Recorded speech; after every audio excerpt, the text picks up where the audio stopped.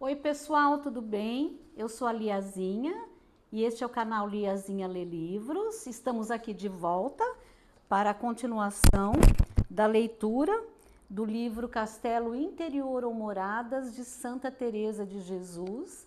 Esta é uma jornada de leitura e nós estamos nas sextas moradas e nós vamos para o capítulo 6. A oração explicada no capítulo precedente produz um efeito pelo qual se entende ser graça verdadeira e não engano. Trata de outra mercê que o Senhor faz à alma com o fim de a mover a seus louvores. Depois de ter recebido tão altas graças, a alma deseja regozijar-se plenamente naquele Senhor que as concede. Vive em grande tormento, conquanto saboroso, sem de grandíssimas ânsias de morrer. Com lágrimas pede continuamente a Deus que a tire deste desterro. Tudo quanto vê no mundo a cansa. Tem algum alívio quando está na solidão, mas logo lhe volta aquela saudade. Se não a sente, não se reconhece a si mesma. Em suma, esta borboletinha não consegue achar pouso nem descanso. Vive com a alma tão cheia de ternura do divino amor que qualquer ocasião capaz de incender mais este fogo a faz voar. Assim é que, nesta morada, são muito frequentes os arrombamentos. Não há meio de os evitar, mesmo em público.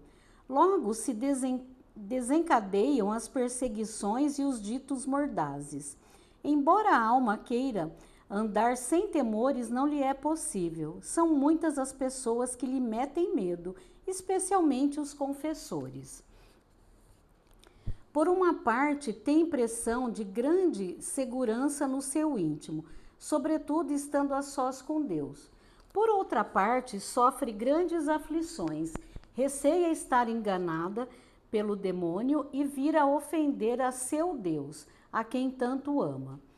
Quanto às murmurações, não sente muito, exceto quando é o próprio confessor que a repreende, como se ela pudesse resistir àquelas mercês. Pede oração a todos, também suplica a sua majestade que a leve por outro caminho. Aconselharam-lhe isso, fazendo ser esse caminho muito perigoso.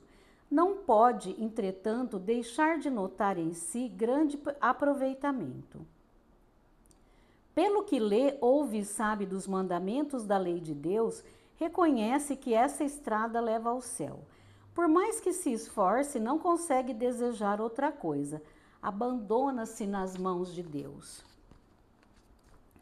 Esta incapacidade de desejar outro caminho causa-lhe mágoa, pelo receio de não obedecer ao confessor. Sabe que todo o seu remédio para não ser enganada está em obedecê-lo e não ofender a nosso Senhor. Com efeito, não faria divertidamente um pecado venial, ao que lhe parece, ainda que a despedaçassem. Toda a sua aflição é ver que não pode deixar de cometer muito sem dar por isso. Deus comunica a essa alma um imenso desejo de jamais o descontentar em coisa alguma, por mínima que seja. Se não fosse possível, não desejaria fazer nem mesmo uma pequenina imperfeição. Tão grande é esse desejo que só por esse motivo ainda não houvera outros. Quisera fugir de todos. Sente grande inveja dos que vivem ou dos outros tempos, ou em outros tempos viveram nos desertos. Por outro lado, desejaria meter-se pelo mundo adentro, a fim de contribuir para que ao menos uma só alma louvasse mais a Deus.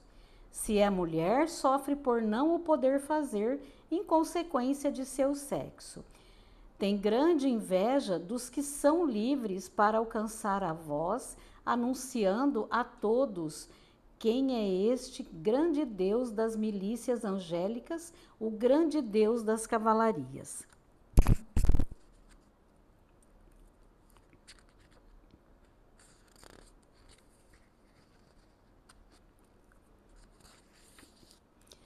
Ó pobre borboletinha, atada por tantas cadeias, por que não te deixam voar como quiseras? Compadecei-vos dela, Deus meu, ordenai os acontecimentos de modo que ela possa satisfazer em parte seus desejos, para toda honra e glória. Não vos recordeis de seus poucos merecimentos, nem de sua escassa capacidade. Poderoso sois vós, Senhor, para fazer recuar o vasto oceano e o grande Jordão, a fim de que os filhos de Israel passem a pé enxuto. É conforme Êxodo, capítulo 14, versículos de 21 a 22. Não a poupeis porque, robustecida com a vossa fortaleza, é capaz de afrontar muitos sofrimentos. Está determinada e cheia de desejos de os padecer. Estendei, Senhor, vosso poderoso braço. Não consintais que se lhe passe a vida em coisas tão baixas. Ostentai vossa grandeza em criatura tão feminil e mesquinha, para que entenda o mundo que nada vem dela e todos vos louvem a vós. Custe-lhe isso que custar, pois quer padecer. Seu único desejo é que, por sua causa, ainda uma só alma vos louve um pouquinho mais. Para o conseguir, sacrificaria 1000 vidas, se tantas tivera, e as daria por muito bem empregadas, reconhecendo com toda a verdade que não merece padecer por vós nenhum mínimo sofrimento, quanto mais morrer. Não sei a que propósito veio isso, irmãs, nem para quê, não tinha intenção de dizê-lo. Entendamos que são esses os efeitos produzidos nas suspensões ou êxtases, sem dúvida nenhuma. Não são desejos que passam, são permanentes e firmes, e quando se oferece ocasião de os pôr em prática, vê se não eram fingidos. Mas porque digo que são permanentes, acontece por vezes a alma sentir-se covarde, mesmo em coisas insignificantes, intimidada com pouco ânimo, não lhe parece ter coragem para praticar bem algum. Tenho para mim que nessas ocasiões o Senhor a deixa entregue à sua natureza para seu maior proveito. Ela não reconhece que se teve coragem para algum empreendimento, tudo foi dom de sua majestade. Vê isso com uma evidência tal que a deixa aniquilada, e com mais alto conhecimento da grandeza e misericórdia de Deus, que se quis manifestar em criatura tão vil. O mais ordinário, porém, é o estado de que falamos anteriormente. Notai uma coisa, irmãs, nesses grandes desejos de ver nosso Senhor, algumas vezes são tão prementes que é preciso não os deixar ganhar força. Pelo contrário, distraí-vos, isto é, se conseguirdes. Há outras ânsias, das quais falarei mais adiante, de que nenhum modo podem moderar, como vereis.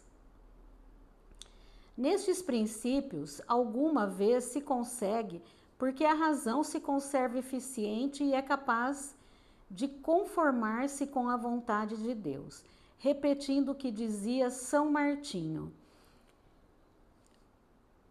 Senhor, se ainda sou necessário a teu povo, não recuso o trabalho, seja feita a tua vontade. Ainda que se pode desviar a atenção quando esses desejos apertam muito, convém agir ainda assim porque, sendo próprios de pessoas muito adiantadas, o demônio pode infundi-los para fazer-nos supor que estamos de fato. Sempre é bom andar com temor, contudo, tenho para mim que o maligno não poderá infundir a quietude e a paz que esta saudade produz na alma. Apenas conseguirá excitar alguma paixão, como acontece quando coisas do século nos provocam tristeza. Quem não tiver experiência de um e outro não saberá distinguir a diferença entre os dois pesares. julgando ser grande mercê de Deus. Fará o que puder para aumentar a tristeza, prejudicando a própria saúde. Essa mágoa é contínua, ou pelo menos muito frequente. Notai também que a fraqueza natural costuma causar essas tristezas, especialmente em pessoas sensíveis, que choram por qualquer coisinha. 1000 vezes imaginarão que choram por Deus. E não é assim. Em certos períodos, você também pode acontecer que cada palavrinha que ouvem ou pensam acerca de Deus prorrompam em multidões de lágrimas que não pode conter. Será devido, porventura, algum humor que atacou o coração e atua mais que o amor que se tem à sua majestade, fazendo chorar tanto que é um não acabar? Como essas pessoas ouviram dizer que as lágrimas são boas, não cuidam de reprimi-las nem querem fazê-lo. Entregam-se totalmente ao choro. Assim pretende o demônio enfraquecê-las a ponto de não poderem depois ter oração nem guardar a regra.